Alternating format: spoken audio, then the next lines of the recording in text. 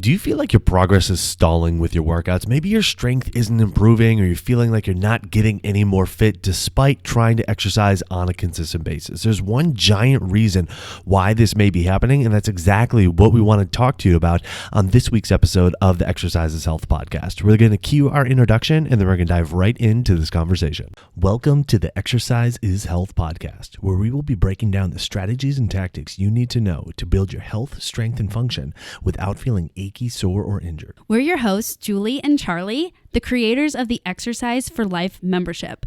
Your podcast starts now.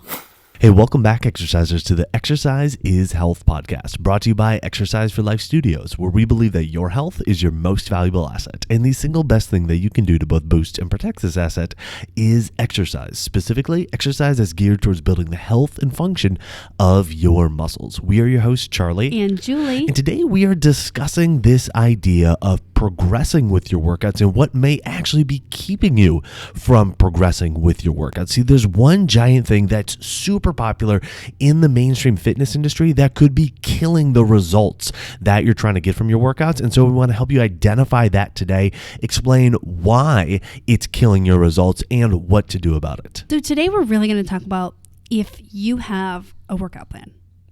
Because here's the thing, a lot of people don't, because kind of in the fitness world, we're fed this idea of like, just do it. Like, just anything is better than nothing and just do it.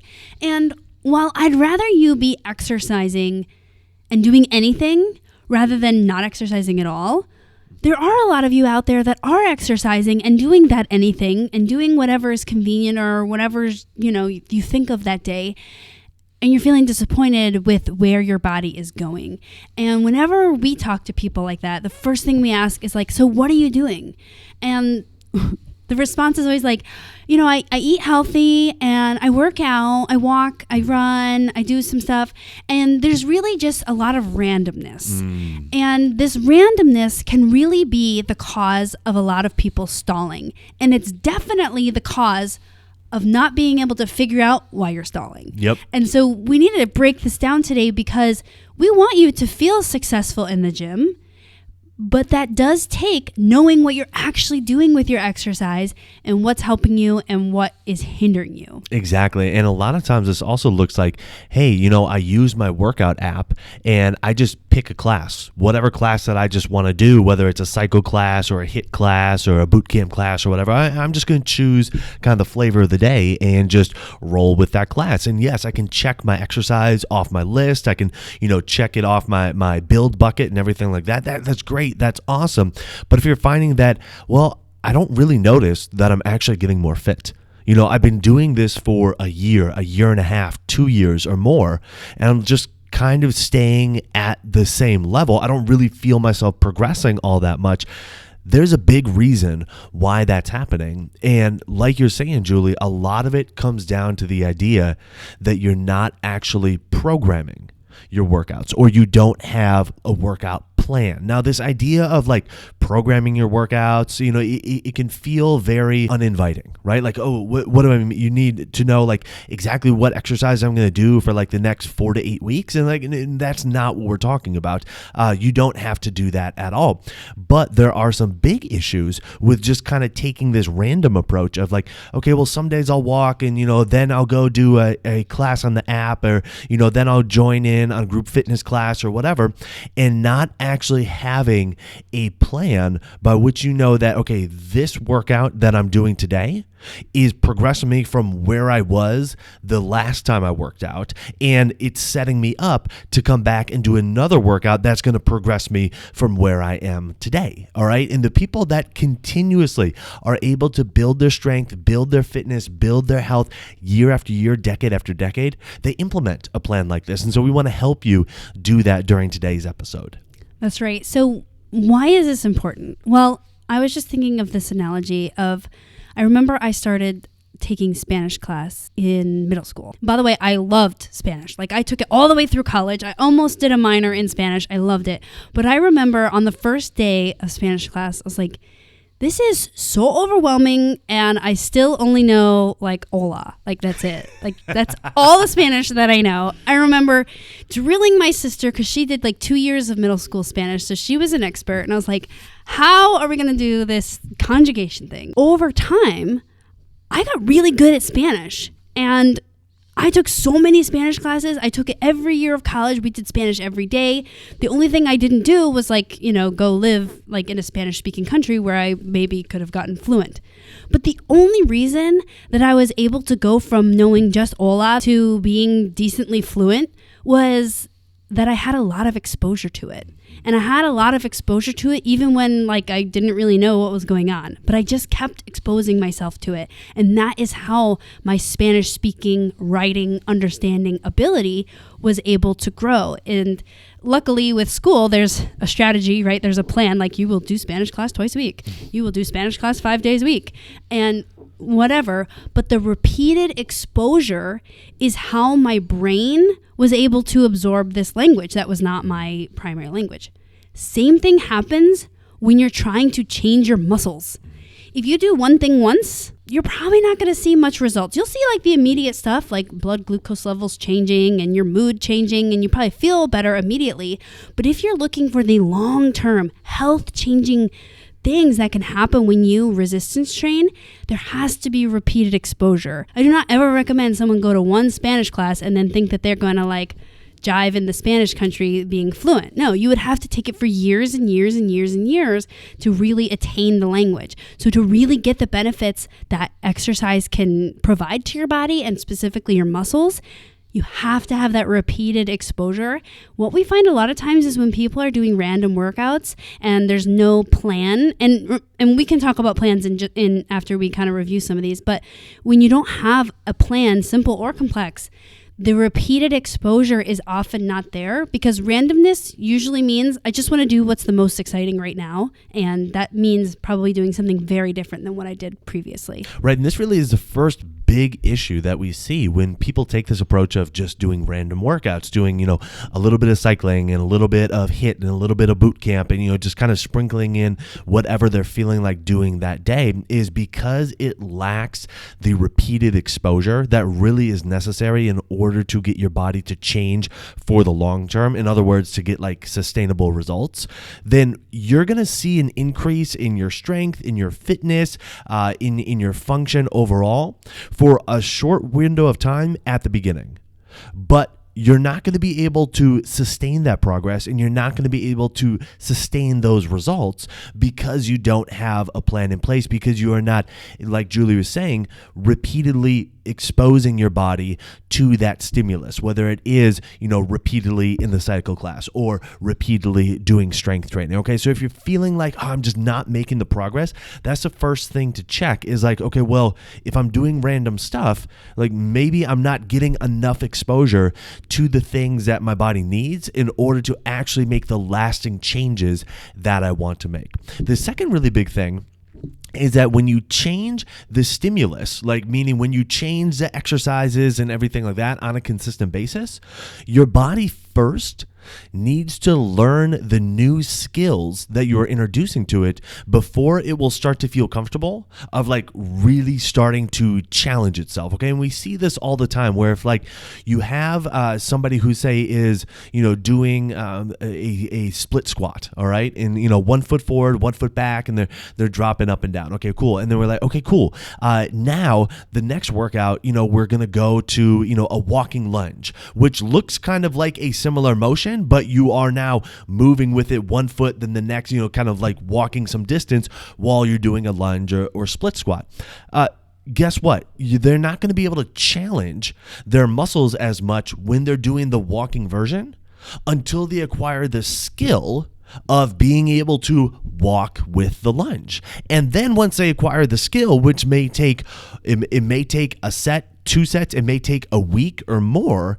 And now all of a sudden, then they can go back and actually start challenging themselves. But in the interim, when they're acquiring the skill, they are losing the effect that the strength training can provide from a strength, from a fitness, from an overall function perspective, because they are now trading off their strength training for skill acquisition. Okay, so that's the next thing. The next big warning sign of haphazardly changing your workouts, doing random workouts all the time, is that you are requiring your body to constantly have to try to learn new skills. And because you never move past that skill acquisition phase, or that, like, I feel I have ownership over this skill phase, you never actually get to the point where you can really challenge your muscles to the extent where you will see increases in strength, where you'll see increases in fitness, and those increases will last longer term. I think people really love skill acquisition. Like, we don't think of it this way, but everyone that says, like, oh, well, I just have to have a new workout, keep it interesting, that means that you want to master a skill, meaning there's a short period of time. That could be, one workout to learn a skill, or in some people it takes a little bit longer. Like, I had a client that took almost a year to, like, really master the skill of weight training, and but then they want to switch to something new, and that's fine to have variation in what you're doing. But what you want to avoid is feeling like, okay, we'll keep it really simple, I've mastered the split squat. Now I've mastered that.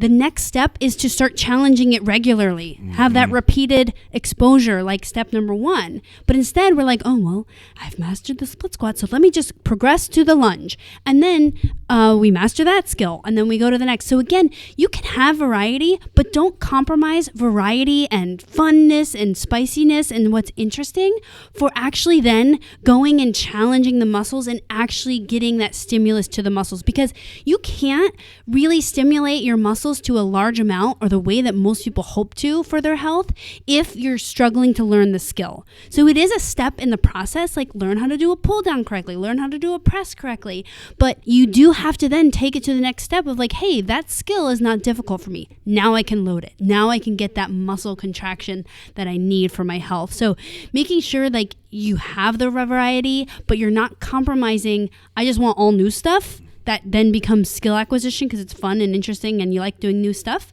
for then you're losing out on the really challenging your body and really challenging your muscles contraction, because that's really where all the health benefits come from, is when you are really adding that intensity to the muscle challenge, which means you have to have mastered the skill. Exactly. And then going into the third big reason why doing random workouts is stalling your results and stalling your progress is you really don't know what's working and what's not working. If you are changing the variables and changing the inputs all the time, it's really hard to pinpoint and say, okay, yeah, the things that I did during that workout, those are moving the needle in the right direction.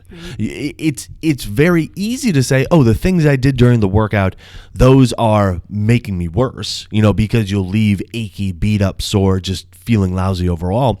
But if you're not feeling those things, it's hard to say, okay, well, then those things are definitely kind of progressing me down the direction that I want to go, because you're changing them all the time. And the issue with that is, without knowing what is really working well and what's not working well, you don't know what to emphasize more during your workouts. You don't know that, hey, like when I, consistently do cardio, like consistently do the cycle classes, the spin classes, I actually notice that, the strength in my legs goes up. Like that's pretty solid. And, my joints don't feel lousy after. And, I feel like my legs feel more firm and toned, for example.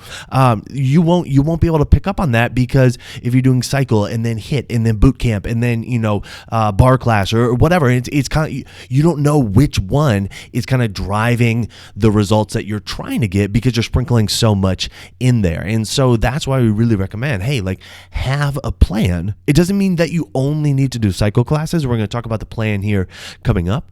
But you do need to have some kind of plan that will allow you to understand, like, what's working for your body and what's not working. Right. So this kind of can serve you in a couple ways, right? So if you're like, dang, I'm not getting as strong as I want, or I'm not, feeling as functional and flexible as I want. And then you're like, okay, well, what am I doing? And you're like, well, this week I walked 3 times a week, and last week I walked 1 time a week, and I did Pilates twice this week, but once last week, and I did, my strength training, like, not at all, and then 3 times this week. So it's really random, right? Instead of saying like, I walk 3 times, I strengthen twice, and I do 1 Pilates, or whatever your plan is. At least you can say, here are my 5, however many things I listed out. Here's my chunk of workouts that I do regularly. Is it working or is it not? And then you know the variables you can play with. But if you have no set of like, I don't know, I just do random stuff when I feel like it, when I have time, then it's really hard to, number 1, figure out what's going wrong. And number 2, if you do actually add a plan to that, you'll probably get better because you'll be like, okay, well now I kind of have a goal, right? I need to get my strengthening in 4 days a week. I need to get my cardio in twice a week. And then just adding that consistency is really helpful. But if you don't know what you're working with, then it's hard to change the variables. Yeah, exactly. So like how often should you be changing up your workouts and everything like that? Well, it really depends on where you are in your workout journey and where you are in your exercise journey. Okay. It's often said that kind of when somebody who is new to exercise starts doing, strength training or resistance training on a regular basis, like the first 6 weeks, the changes that they notice are mostly from like more or less an increase in coordination, all right, being able to access their muscles better. They say, okay, well, the strength gains are in the first 6 weeks. It's they're all neurological, okay? So it doesn't necessarily mean that the muscles and the tissues themselves are getting stronger, but they are seeing, increases in output and everything like that. So that comes into play. The way that I like to think about it is think about your workouts. I would plan on looking at your workouts in kind of like 12-week or 3-month segments, okay? And the reason being is you might be thinking like, oh my gosh, like 12 weeks, like I need to keep doing the same thing like over and over for 12 weeks. Well, here's the thing, okay? It's going to get you past that 6-week window, number 1. Number 2, if you're exercising for the rest of your life, then the next 12 weeks, like that's just part of the process, right? So unless you're thinking, well, I was really planning on stopping after 8 weeks, it's like, yeah, okay, no, we're talking about you need a long-term plan for the rest of forever. So think about your workouts kind of in 12-week segments. Now, you can change what you're doing within like the 12 weeks, but you want to be thinking, okay, for like the first, for those 12 weeks, you are resistance training, doing strength training like the same number of times every week. You don't want to do like 4 times a week for the first 4 weeks and then twice a week for the second 4 weeks.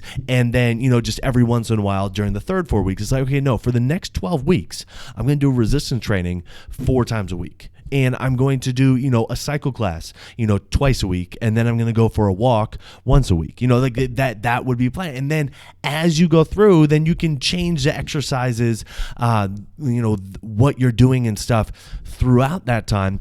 But think of it like in a 12-week plan. Think of, all right, these are the things that I'm going to be doing, over the next 12 weeks. This is the consistency that I'm going to have, and that will get you past the kind of skill acquisition and learning phase and into the phase where it's like, all right, I've had a solid 6 weeks now to see if this is changing my body in the right direction. And if it's not, then you can start tweaking things from there. Charlie, I like that piece of advice because it gives your body time to change. Like, I think if I said this, you would all agree. Like, go to the gym and do a set of bicep curls. That's not going to change your biceps. Everyone's like, yeah, of course, you have to do it over and over and over again. But when we say, oh, go to the gym and do a new workout every time, just do something brand new, try something new, make it really fun, change it up, then people are like, yeah, I agree with that.